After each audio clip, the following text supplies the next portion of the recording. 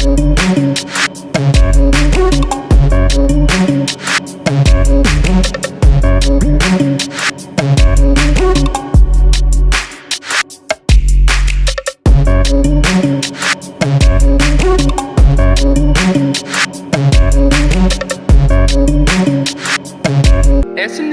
Digital Moment.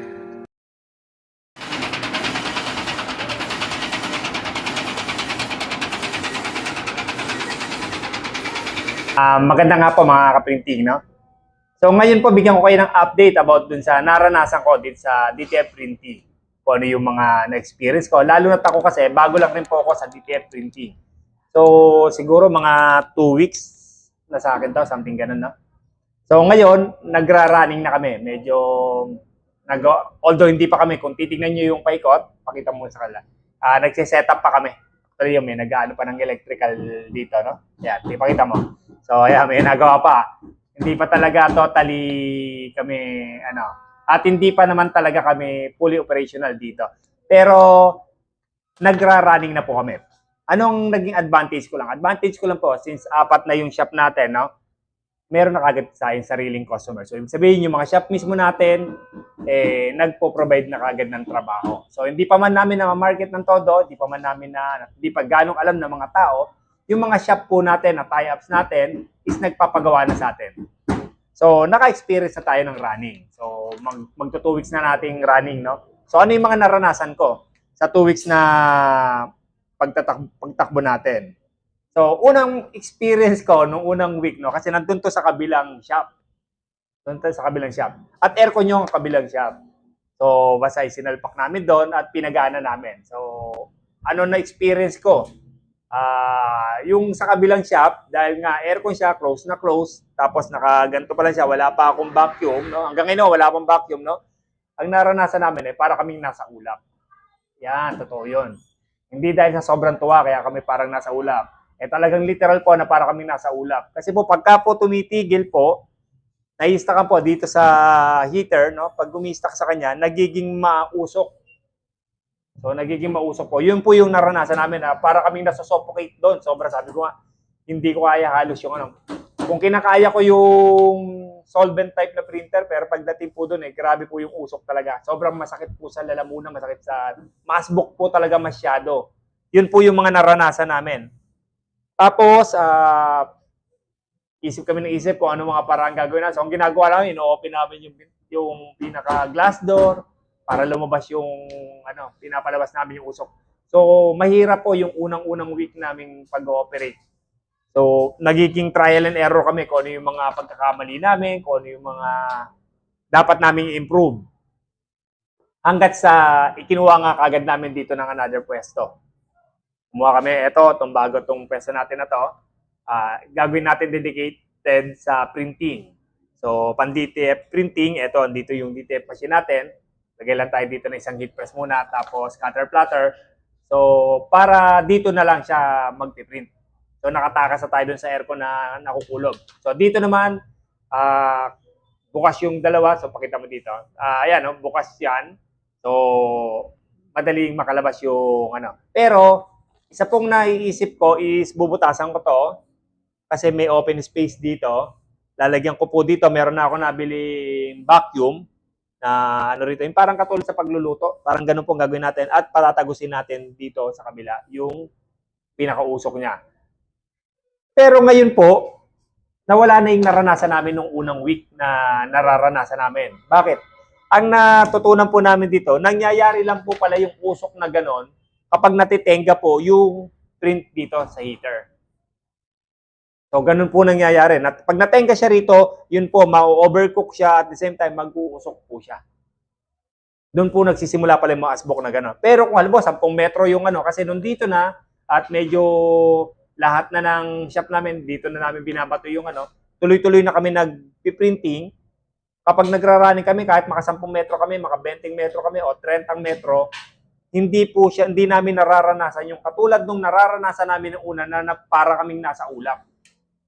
So, ano po namin? Ang na-experience ko, kapag po pala natetenga lang dito yon. Pag natenga sa heater po yon, so ma-overcook siya, mag-uusok po talaga siya. So, yun po yung naranasan namin at na-solusyonan na namin ngayon. So ngayon po, nagra-running kami, kaganina nag-running, so tigil din kami kagad kasi sa ngayon 15 metro lang ata itong nara namin. Hindi po namin nararanasan yung ganong asbok ng usok. So, ganun po ang nangyayari.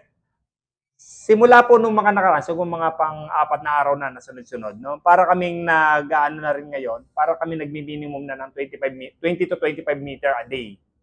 So, sa ngayon, okay na, masaya-masaya na ako dun sa magandang start na po yun. Itapin siguro dahil mag-New Year. Kaya medyo magandang tatakan. So, sana pagdating ni January, pag may market namin, ma-maintain namin man lang yung ganon. So ngayon, ano pa yung gusto kong malaman rin nyo? Totoo ba kumikita? Sa tingin ko po, yung ganun pong takbo, promising po yun at tingin ko po ay talagang kikita yan. Bakit? Yun po ay pansarili ko pa lamang. Ano po yun ng SNL Nara, ng SNL Pasita, SNL Muntinlupa, tapos po yung dito.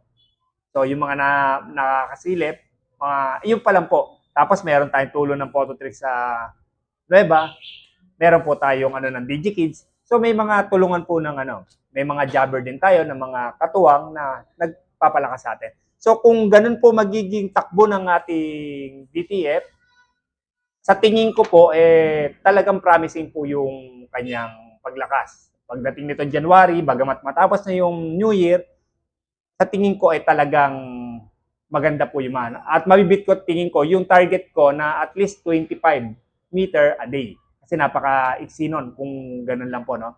Minsan ilang shop lang yung kayang-kaya na pong akupahan yung ganun.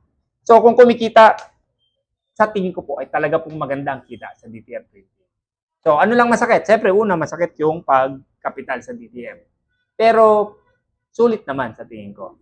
Kasi po yung ilalabas mong pera dito, sa nakikita mong magiging income niya is okay naman po. So ganun naman po talaga ata. Tawag dito yung high risk, maganda naman yung high din naman yung profit na pwede mo makuha. So, ganun po yung na-experience ko po. 1 week pa lang medyo nararamdaman ko na po yung dagsa ng customer din po namin. At maganda po, nakikita ko yung ganun. Nawala na rin po yung asbok po, nakita ko na yung nasolusyonan na kagad din namin yun. Tapos, ang kagandahan po sa DTF po, ang na-experience ko na sa kanya, madali po siyang linisin. Water-based lang po kasi siya. So, hindi mo po kailangan gumasa sa cleaning solution. Although yung iba pong nasa DTF printing, ang alam ko may kakilala ko, cleaning solution po talagang ginagamit nila. At sabi din sa akin nung isang operator ko, yung sa pinanggaling niya, cleaning solution daw ang kanyang ginagamit.